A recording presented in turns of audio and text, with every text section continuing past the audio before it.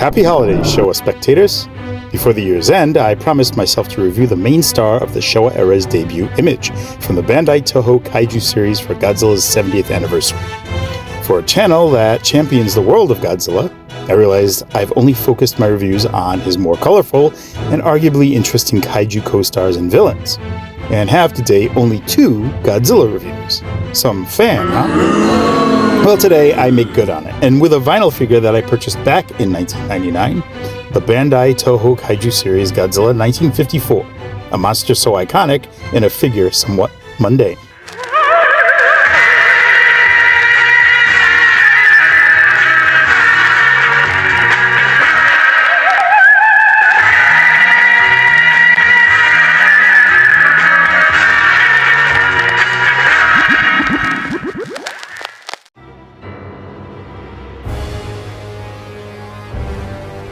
With pretty much all of my reviews, I like to do a brief, sometimes bumbling history of the monster in question.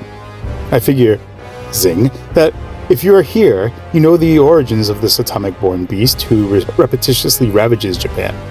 But for the sake of consistency, here's my Cliff Notes version. After a fishing vessel is mysteriously assaulted, scientists travel to nearby Odo Island to learn that a titanic creature has been terrorizing the indigenous peoples there.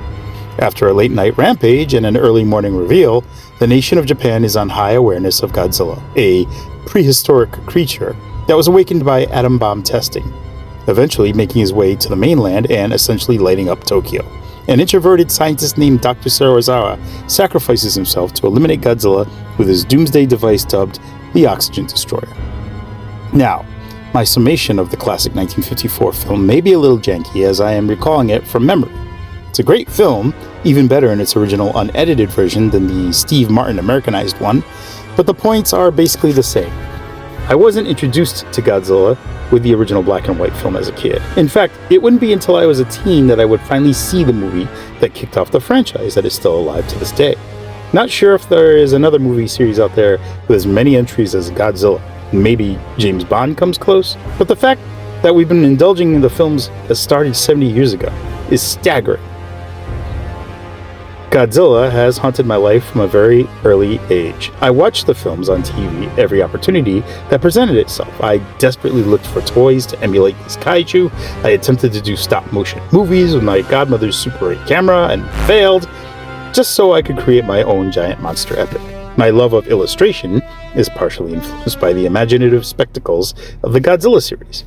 Crazy to think, as a young kid from Providence, Rhode Island, that I would wind up moving to California after high school and eventually ending up seeing Godzilla get his star in Hollywood, and then attending the Final Wars premiere on the red carpet at Mann's Chinese Theater. But that's another story. Let's get into this figure review. So, I usually start with the colors of the featured vinyl, and here, well, this will be brief. Molded in a dark charcoal gray, Godzilla 54, or Shodaigojira really, features just one other color, a light whitish spray on the top of his head, a spray down his front sternum, his kneecaps, and his 4 toes on each foot. The dorsal plates also have a healthy dose of this, to insinuate the actual physical differences of those sections. The same white, also in a more concentrated amount, on his finger claws, teeth, and eyeballs. Pretty standard stuff when it comes to Bandai and their apps on Godzilla figures. In terms of sculpting, this is a pretty decent replication overall. The head is unmistakable in its mirroring of the Shodai head. With mouth agape, the tiny, elf-like ears, a feature that would eventually fade away, and the long, slender nose path. Later iterations will truncate these features, and enhancing it into a more Muppet-style face, especially when the eyes are further enlarged. Proportions seem right, especially with the fuller, if not baggy, midsection. The arms are tucked in at the elbows, with the hands opened, as seen in many photos from the film, though the thumbs-up posture gives me Fonzie vibes. The legs are also bloated and baggy, and their thigh and knees bulge out from beneath them. The lower legs display slight buckling due to what I imagine the way the costume fit or handled the overall weight. The feet, wide and 4-toed, a snapshot of the early era before Godzilla switched to his 3-toe recipe. Turning around to the backside, the dorsal plates are modest, yet well realized. The tail starts off thick at the base, but thins out to a point at the tip, much like real reptilians. Eventually, the future suits would thicken at the end like a fingertip. Overall, very faithful to the screen rendition. 54 Goji wasn't the nimblest of monsters, and neither is his figure. Zero head movement, his arms can do the 360 rotation with ease, and his legs can as well. His tail is an anomaly. It has kind of a rotation joint, but doesn't really go far. You really have to force it. Standard Bandai points of articulation to this day.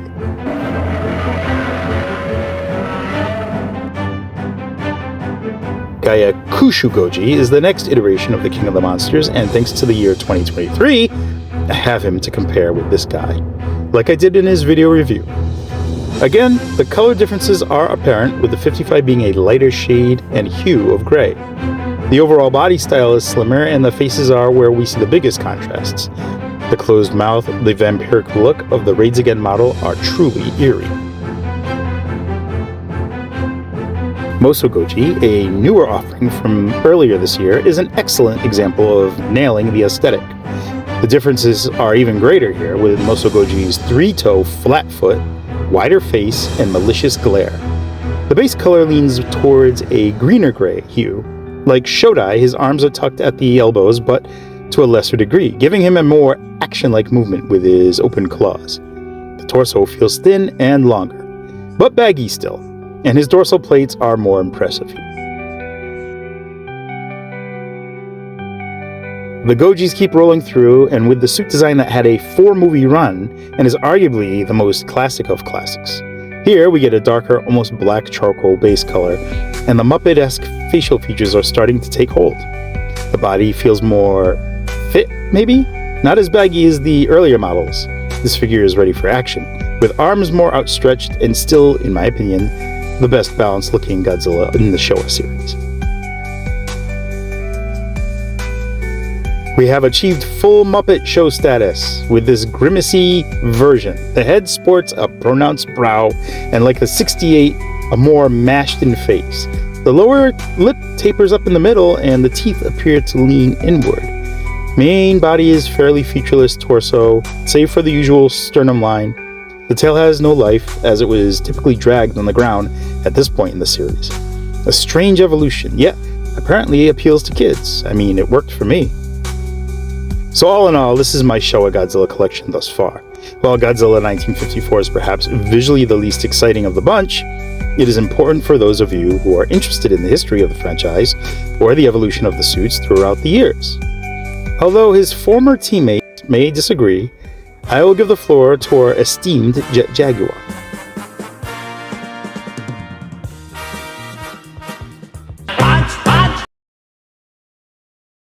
Two punches.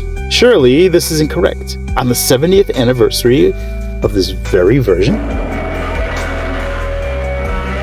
And honestly, there are two ways of looking at this. Will this figure be the definitive Godzilla in your collection? Of all the stylistic choices out there, and you have only one to pick, what are the odds this would be the first? Many fans of the Showa era have their personal favorite suits, as do the Heisei, Millennium, Reiwa, and the Monsterverse. I just don't see this as a high priority despite his historic start. The monotone color choices influenced by the black and white film, the standard posture with basic posability, offer nothing truly exciting for one who only wants a few choice pieces in their shelves. And yet, for those who love all aspects of Gojira, this is a milestone version. The one who should be first in the lineup, be it strictly Godzilla's or a total filmography of vinyl figures in order. Yes, I feel only die-hard G fans will appreciate the novelty of owning this guy, and for that, the rating makes it lower than, say, Flying Mechagodzilla 1974, but at least is a visually interesting conversation piece. And that concludes my review of Bandai's 1999 Godzilla 1954. What's your opinion? All are welcome in my comments section below. Do you own a version of this mold? What do you like about it? Or do you find it boring? I love responding to my viewers, and I hope you will indulge me. Also, please like, share, and subscribe to not only help my channel, but to increase the reach of all that would be and established fans abroad. Just because the year is nearing a close doesn't mean we can't stop celebrating 70 years of Godzilla. As always, thank you for watching, and again, happy holidays.